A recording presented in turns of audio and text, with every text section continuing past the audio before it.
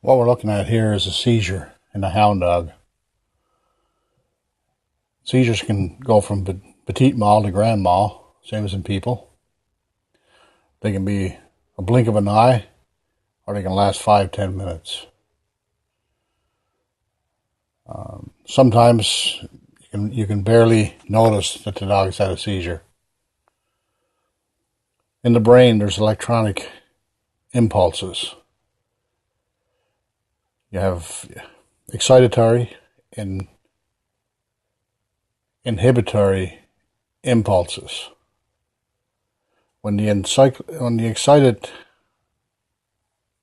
take over from the inhibited, you're going to get a seizure, depending on the dog's threshold.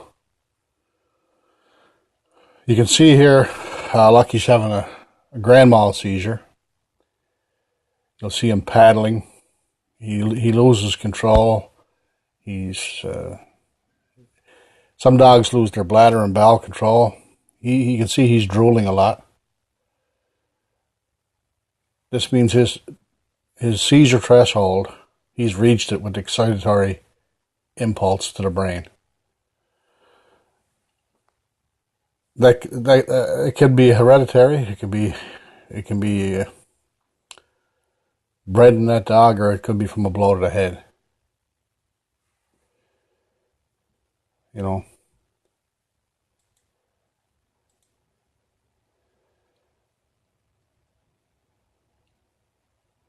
Now you can see poor Lucky's in a bit of turmoil here. It's hard to watch. Poisons or toxins can cause this as well. Flea powders. If you're noticing, you'll see a pre-ictal phase, or just prior to the seizure. You may not see it. In my work as a behavior consultant, I've seen it lots. I used to watch for it in people. Often clients would be taking seizures and their caregivers wouldn't even know they were taking a seizure. A seizure can be just a stare off into space. That's a petite mal seizure. Now, when you're in the seizure, it's called the ictus, then post-ictus, or post-ictal. And there you'll see your dog. He'll probably want to get around you. Very scared. He doesn't know what happened. He could even stagger and it could be nervous. Every dog will present different, same as people. They don't know what happened. The main thing for you to do is not to get excited. Don't even interfere with your dog. Just make sure he doesn't bang into something and knock something down on top of him, or they don't need you to help them or anything you've heard or about putting something in their mouth or holding their tongue. Don't do that. Just leave them be. Some will howl. Some will just paddle their feet like as if they're trying to walk.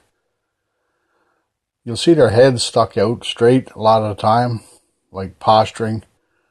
You'll see the legs very tense and straight out, and the paddling. Very typical of the seizure. I really believe that the seizures are a lot to do with what we feed our dogs. You know, years ago our dogs weren't taking seizures. Our dogs were eating scraps, they were eating meat, they were eating real food. Now what we're feeding our animals, we don't know what's in there. The only thing we know for sure, it's not good for them. That's why I make my own food. This dog I have here, I just got him. He's a great little dog, great hunting dog. And I haven't moved him over on my food yet. I'll be moving him over today. This is the first seizure I've seen in him. And, I mean, this won't kill him. You know, if your dog's in there for 10 minutes or more, you could be in some trouble. But 5 minutes is very typical. 6 minutes, 7 minutes.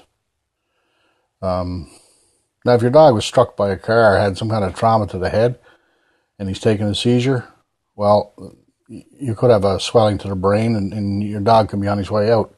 As well, if your dog has cancer and has a tumor that's pressing on the brain in different places, same thing, you can have seizures. Other than that, I mean, like I say, I'll go back to some of the flea powders and pesticides we use can certainly bring on a seizure. But what's consistent is the poison we feed them. You know, that's, to me, that's the biggest thing. Well, I'm just going to stay with him here, and like I say, it's not nice to watch, but he'll come out of this fine. He'll be okay. Even if he took one in the woods, he might be disorientated for a while, but eventually he would come out to me. So, but I will be putting a tracking collar on him so I can find him. Okay, thanks for your time.